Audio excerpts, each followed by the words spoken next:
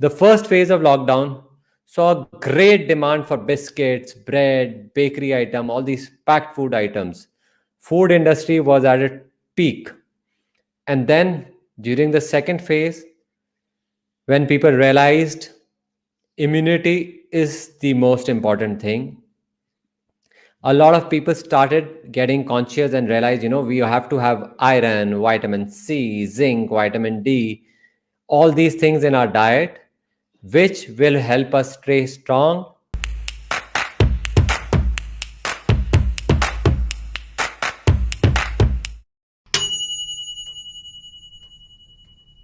During the second phase, the whole attention shifted toward immunity. People realized we have to consume a lot of vitamin C, vitamin D, zinc, iron, and essential minerals, which will help us stay strong, fight the pandemic in the best possible way. We were observing hygiene, we were observing both personal and social hygiene, we were observing social distancing, we were observing sanitization of places, sanitization of us.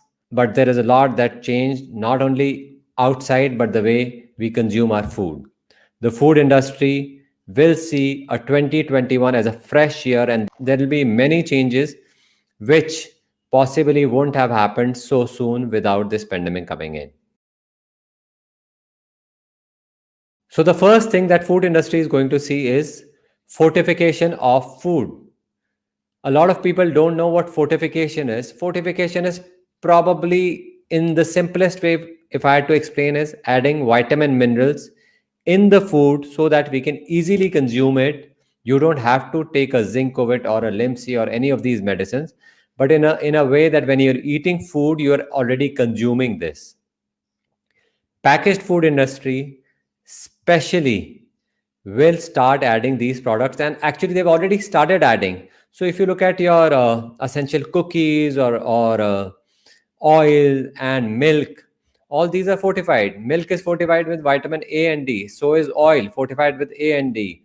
Your cookies or bakery items, your biscuits are fortified with zinc, calcium, iron.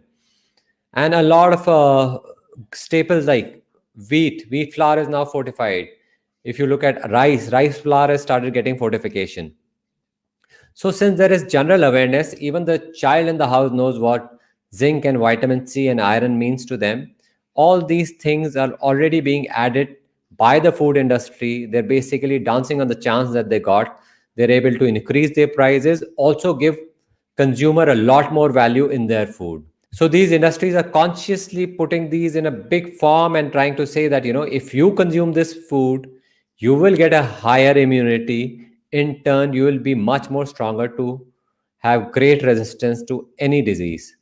So fortification is one big thing that has happened in the food industry and is here to stay for a very, very long time. I've been into food industry since 2009, and we make baby food which is given to underprivileged children of the society through UNICEF and NGOs of the world like World Food Program and Bill Gates Foundation, Tata Trust. We've been doing this, and in 2014 we started working on fortificants itself, and we were the first company in the country to work with Tata Trust and Bill Melinda Gates Foundation to come up with the iron premix, which is added to salt to make it double fortified salt. Also, we are able to make fortificant for rice, fortificant for oil, fortificant for milk, and any other fortificant that is required in the industry. We strongly believe fortification is the way ahead, and we've been doing this for past 6 years now. Fortification through food is happening, but there is a set of people who thought, healthy eating is the balanced diet. But what we are eating is not the only thing that our body needs. Our body needs much more vitamin minerals. So they want it coming out of food naturally. So they had to move to a category called superfoods.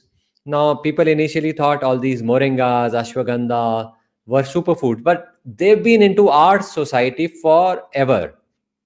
If you go back to Indian history, all these foods have been consumed and have been there forever. Superfoods, as they call quinoa or ragi, they have been part of our society forever. So, like in Rajasthan, you would consume bajras in winters, and you would consume maize in a certain weather, and then wheat in different weather. So you're essentially consuming different type of grains and getting goodness of all the grains throughout the year.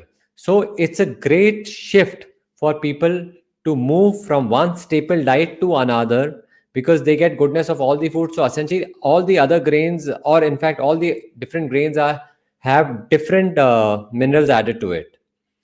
So if you're consuming all of them in rotation, you're actually getting all the minerals which makes your diet a complete balanced diet.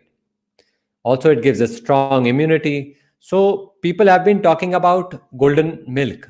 It's nothing, just golden milk is basically adding haldi to your milk. So that has been existing in our society forever. People have started using ginger, which is anyways part of our food. So but their advantages to our body have been proven before, but now people have started realizing it, that this is what we need to eat to make sure that our balanced diet is there. If we go back and see what is actually happening inside the industry, so again we will have to go back to April 2020, when all this pandemic started. There was a surge in demand of biscuits, and ITCs and Parle-G's, KRBL, Nestle probably had sale of their life. They never had such a great months. They were showing all-time high revenues and all-time high profits.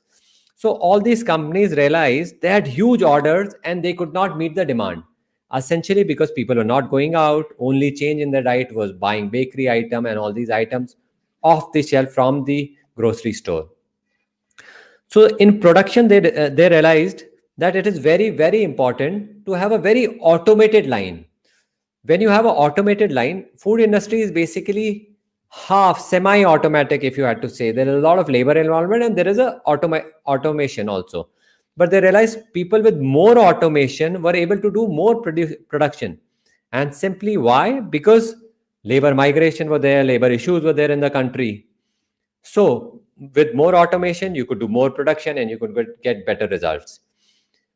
Also, with the automation, there is a lot of advantages which typically would not happen so easily. Firstly, you can do higher production. Secondly, you will not get labor issues, all those labor union, labor strikes, and all those things are taken care of. Thirdly, your hygiene becomes much better. The more the food is touched with hands, the more chances of infection are there. So more automation, your food is not going to be it is going to be untouched by hands, so a better quality food. So automation and digitization are the key things that people believe they should do in the food industry, and they have started doing a lot of capital investment, because capital investment is one time cost and eventually they save up on variable labor cost in the long run. And ultimately it is very beneficial for the factory and also for consumers like us.